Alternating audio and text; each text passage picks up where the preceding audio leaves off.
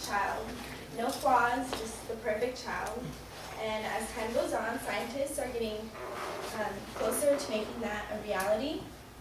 And according to bionet.org, designer babies are created by in vitro fertilization, which is they take the sperm from the male and the eggs from the woman, and they make an embryo, and then they weed out the unhealthy embryos, and they keep the healthy ones that they want.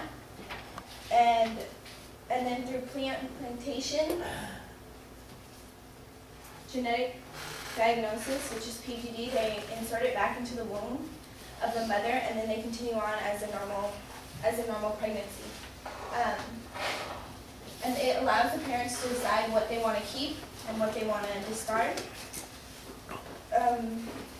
In 1978, Dr. Jeff Steinberg, he is the director of the Los Angeles Fertility Institute. He played a huge part in the world's first test tube baby. It was a turning point in science, and it kind of was the first introduction of test tube babies to the world. So it brought up a lot of new ideas to create the eye color that you want. They thought about having freckles, if you want freckles or not, the color of the hair. I first heard about it while watching the news with my family one night. It was kind of like a weird thing to see on TV, because I never thought you could ever do anything like that. I didn't know we were that advanced in science. But I kind of started thinking how weird it would be to live in a world where everybody was kind of genetically mutated in a way. So I just thought, I thought that would be really weird. And I'm here to inform you about the risks. Number one, the risks. Number two, the advantages, and also if people think it's ethical or not. My first main point is the risks of creating a designer baby. And according to Professor Lee Silber, the geneticist of Princeton University, he says that it's really expensive, and it would only decrease the biodiversity of the human race.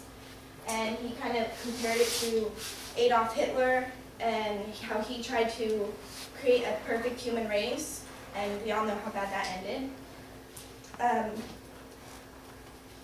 And also he mentioned how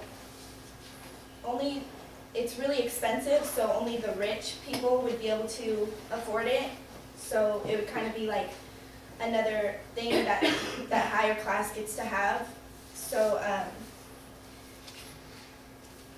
it isn't financially available to the lower class. So it's again a superficial thing that the more that higher.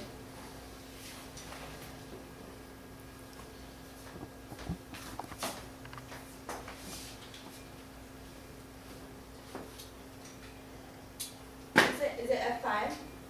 Yeah. Mm-hmm.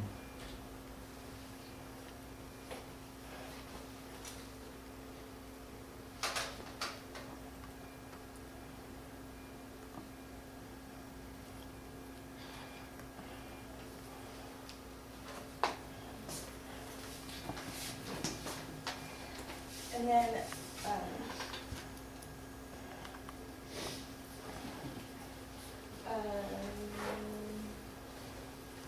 another, like I said before, it's kind of risky to predict, or not predict, but decide on your own the eye color, the skin color that you want, the freckles, because it kind of messes with other things.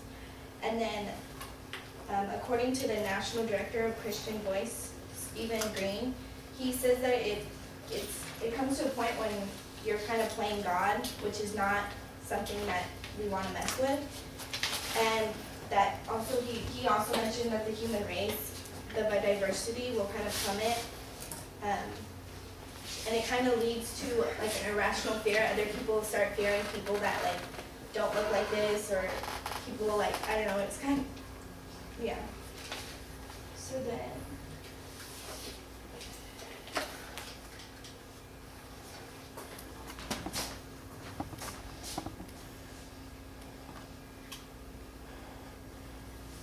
advantages are that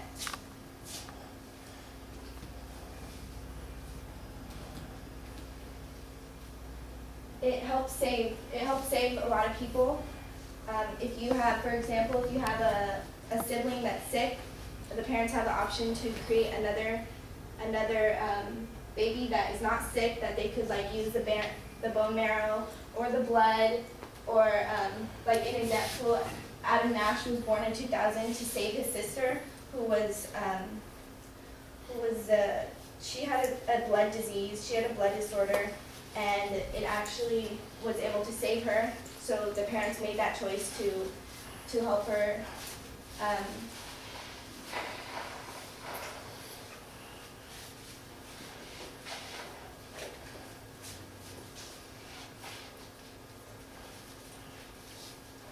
Doctors are doing it not because they think it's right, but because they are able to sell a baby, what they call it. It helps them make money, so it's not like, they don't think it's ethical, but it brings them money, and so, which is kind of like the wrong reason to be doing something like that.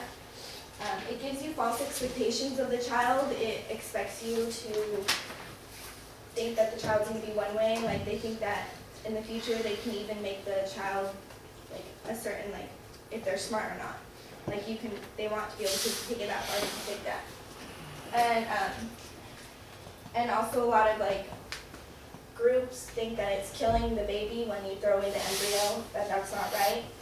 So yeah, those are a few of the, if it's ethical or not.